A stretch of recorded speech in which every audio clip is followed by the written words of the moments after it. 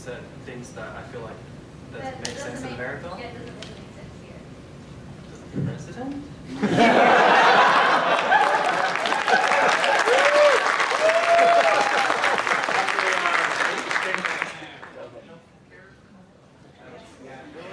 I heard like some people refuse to call an ambulance because they can't pay. They ended up dying. Like, that's so sad. And for me, this is whenever people ask what I find the biggest difference in the culture is, I always say this is the best window into it. Is the word in Japanese for different and the word for wrong are the same word. So it kind of goes into what Rachel was saying as well. But that's the thing, and nobody ever says no.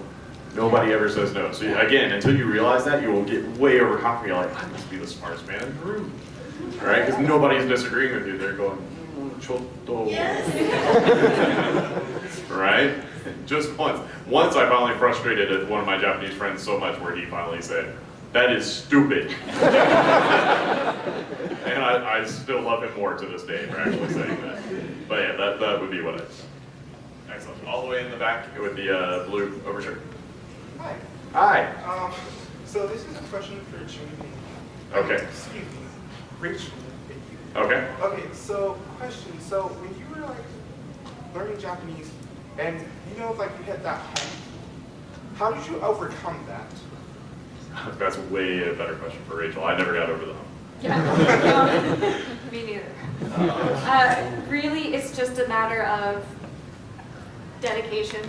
So it doesn't matter if you're studying a lot as long as you keep studying constantly, because once you stop, you'll eventually start forgetting. I knew more kanji in college than I know now, because you don't see all of those kanji every day, and since I'm not using them every day, I've forgotten a lot of them.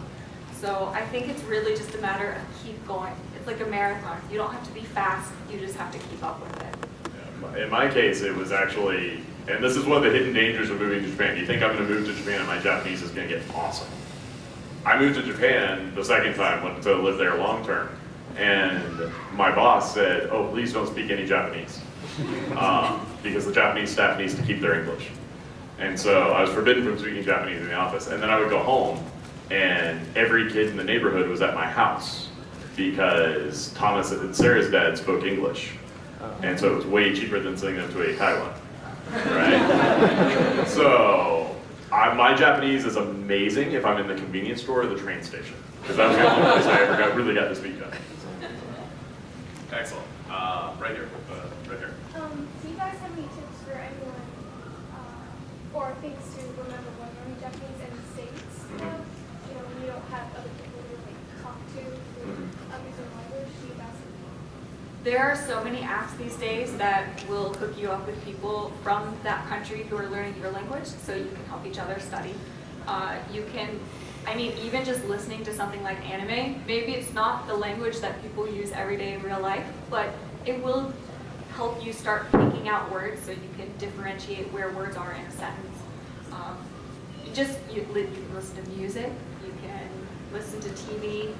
When I was in college and taking classes, our professor would usually give us homework that was like, go watch this news segment and then read the accompanying news article. So something like that can help you as well, because you're actually getting real life Japanese that way.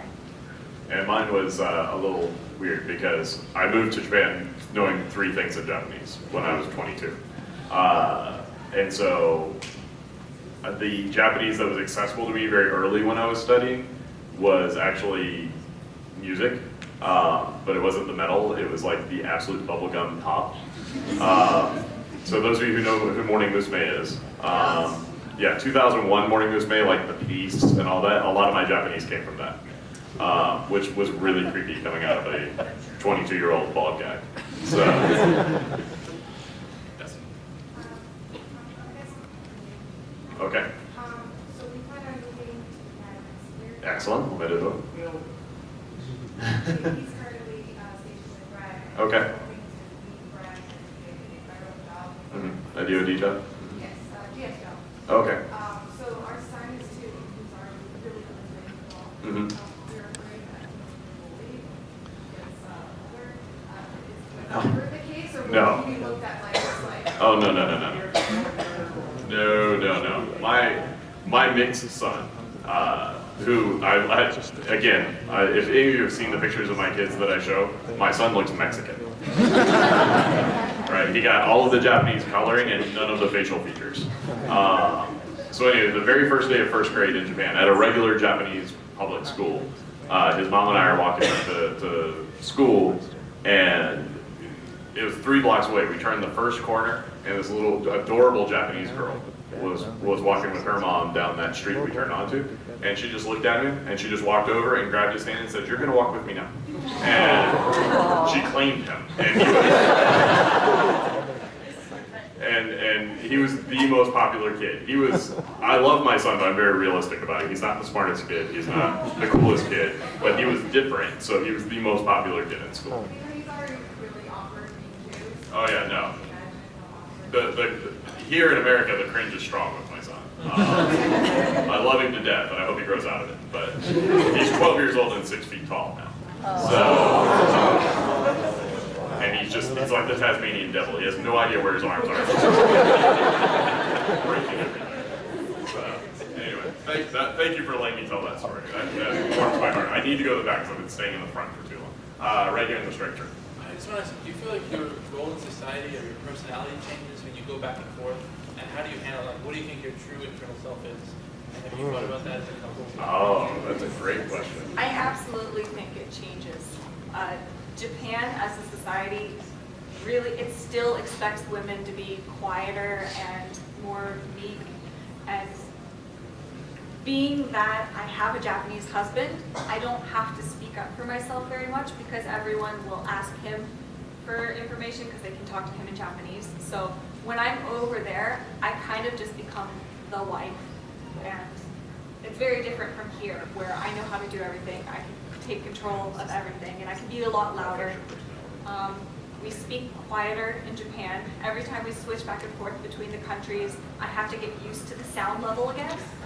Since coming back to America, it's been painful hearing some people talking, and I'm like, why are you so loud? Thank you for changing that to some people, because the other day that was you, JP. But yeah, it definitely, there are some differences, but I don't think that's necessarily like you yourself are changing, because everyone will change something about themselves depending on the group of people they're with. That's just how we are as humans, so. I don't know if this is an answer really for your question, but when I'm in Japan, like, I don't know how to explain this well, but we sometimes like to like things to be not so clear. Like, I don't know if you get this, but here in America you have to be really clear, and then I don't know, I feel like being here makes me more like opinionated. Direct. Like I have to say yes or no.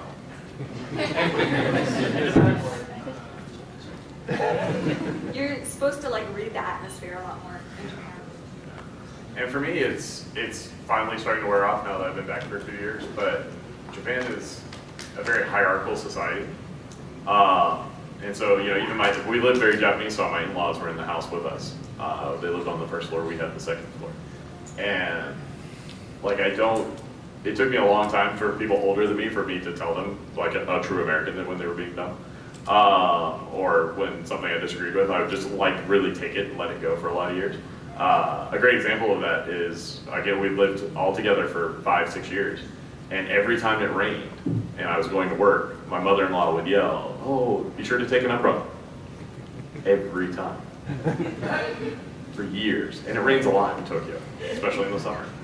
And I remember in like year 5, I just yelled back at her. I'm like, "I'm a foreigner, not 5." But it took me 5 years to get to that point, because I really just kind of absorbed that respect for the elders and respect for your superiors kind of a thing. Okay, we have about 5 minutes, maybe 2 more questions, and we have to take the annual selfie, because I love this crowd. Right here in the front. Mm-hmm. Rachel and June. So, how long did you date before getting married? Who proposed to who, and how did you propose? We discussed. Yeah, I mean, there wasn't like a surprise proposal one day. We always discuss it. We discuss it a lot beforehand, and I honestly recommend that for all relationships. You should probably discuss getting married before having any sort of proposal. Do you want to talk more about the details? So we discussed over the first few months of our relationship, because I was studying abroad and had to go back to America, and that's a big question of, you know, when I leave, what are we going to do together? So we had to have that conversation before I left, and we ended up getting married a year and a half after we started dating. Good. Right here. What is your favorite thing about each other? Like, what do you really value about Oh, each other. My favorite thing about June. In all honesty, I love both of them, but I love June because he doesn't even react. I'll sit down next to him and just rap on body blank. He's just like, yeah. My favorite thing about JT is he's so easy to talk to, and he's always funny and has great stories. My favorite thing about Jay. Sorry, this is a joke and we're really doing it now.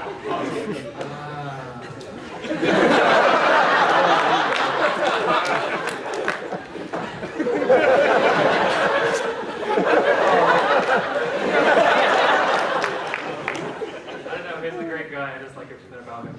And since we're really doing this, my favorite thing about Am I Rachel too? yeah, my favorite thing about Rachel is that she actually laughs at my jokes. And she actually has faith in me knowing what I'm talking about. I'm BSing half the time. My favorite thing about June is that he's so kind and Helpful. helpful. Speak Japanese. He's always willing to help with anything. It doesn't matter how busy we are or how stressed out we are. If I need help with something, he will drop a piece to it and help me out with it. It's like a Hallmark card. All right, last question, very last question. The pressure. And you, it's, how can I not say That's it? not related to cats, I guess. Yeah. Is that open? Yep. Okay, sorry. So we have 2 questions. Okay. Have you been in contact with Grace since she shut down Texas and Tokyo? How are you doing? And then, do you have a favorite bird child? So Grace and Ryosuke were YouTubers. They had a channel in Japan, and they were a Japanese-American couple as well. I've talked to her a few times, and they're doing fantastic, and they're very, very much enjoying their privacy now that they've left YouTube and can be anonymous people in the crowd again. And of course, no, we don't have a favorite fur baby. I love all of them. They are our children. Yeah.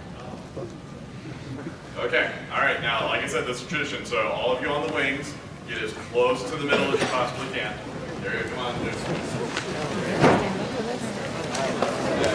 Okay, this is gonna be difficult. Go ahead.